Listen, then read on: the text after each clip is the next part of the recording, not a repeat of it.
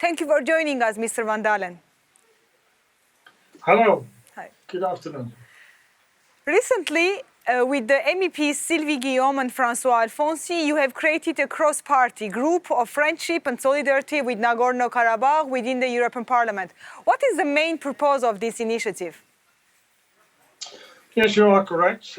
With some other colleagues from several other groups, we have made a friendship group for Nagorno Karabakh. The first purpose of our group is to support the Armenians in Nagorno Karabakh because they are in a very difficult situation. The second purpose is that we want the European Union to put more effort in the situation over there because at the moment this is not high enough on the political agenda in Europe, and therefore we have made this group to support from Europe and from European Parliament the difficulties for the Armenians and Nagorno-Karabakh. And the third reason is that we want to have opposition to Azerbaijan and President Aliyev, since they are more and more putting force in the area, and we want to stop that. So these are the three main purposes for our new group of friendship. Mm-hmm.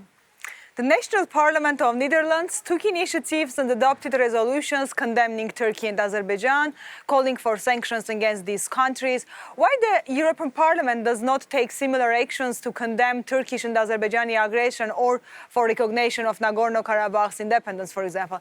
Should the Commission be considered responsible vis-à-vis the European Parliament for the lack of political act? There was a 2-hour debate in the Parliament without any concrete results. Well, you're absolutely right. My colleagues from my party in the second chamber in the Netherlands have put forward several successful motions to put more pressure on Azerbaijan and President Aliyev, and also to have a look on sanctions against him and his regime. Mm-hmm. Unfortunately, we do not see the same spirit in the European Parliament.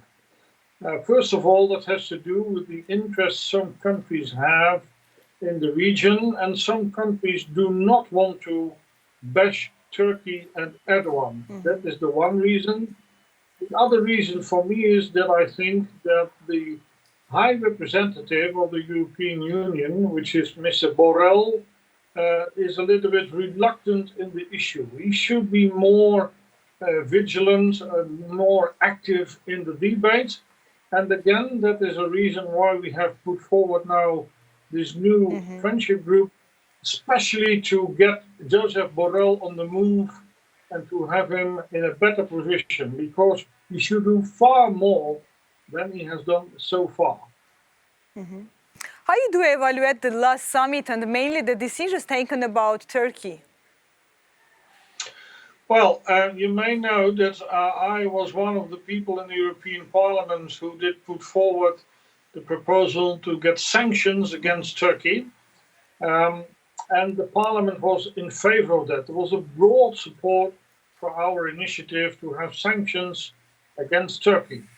Unfortunately, the Council of State Leaders is divided, and now they have asked Mr. Borrell to put forward a proposal, to put forward a list with possible sanctions against Turkey. That is a step. It is not sufficient, but as I said before, not all the member states in Europe do want to act against Turkey. Some of them have large Turkish minorities in their countries. Others have very big economical interests in Turkey, so not all the member states are willing to step forward. But, as I said, we as a parliament, we have now achieved there should be sanctions, and Mr. Borrell has to come up with a list to propose those sanctions. So there is a clash between European values and interests. That's always a difficulty in politics, you know. You have the merchant and you have the pastor.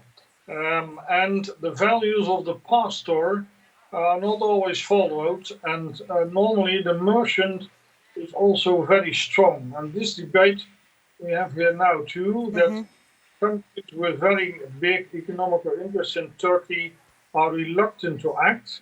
And also, as I said, because some countries have large Turkish minorities in their home country, so they are afraid to act too strong. But once again, we have made the first step. Sanctions will be done, and now Mr. Borrell has made a proposal for that. Yeah. So a couple of days ago, there was a debate on the last developments in the Eastern Partnership, where once again the situation of Nagorno-Karabakh was in the spotlight in many MEPs.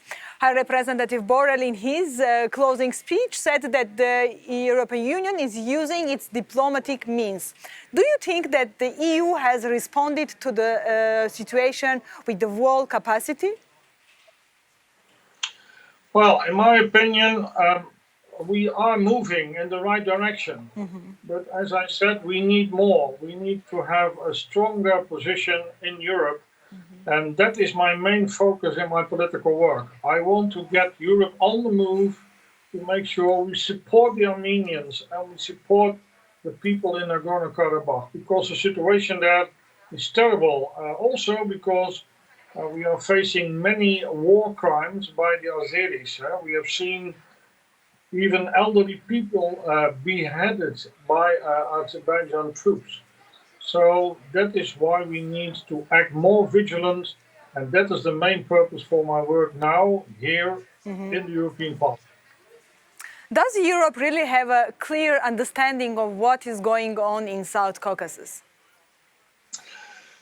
Well, that is difficult, of course, for the moment, because normally we would travel and see ourselves what is going on. And as you know, due to the COVID crisis, traveling is very difficult. For me, I have close contact with some journalists who were on the spot just 2 weeks ago, and I have very good contacts with several NGOs in the region. So I know quite well what is going on. And I must say, Europe is getting more and more information, because 2 weeks ago we had a meeting of the Human Rights Committee of the European Parliament, and we had direct online link with several human rights activists in both Stepanakert and in Yerevan. So I think step by step the information is improving, but the best is, of course, that we go on the spot and meet and see people, which is for the moment, unfortunately, not possible. And lastly, do you have plans to visit Nagorno-Karabakh in the near future? Well, I have very good contact with several NGOs, Armenians here in Europe.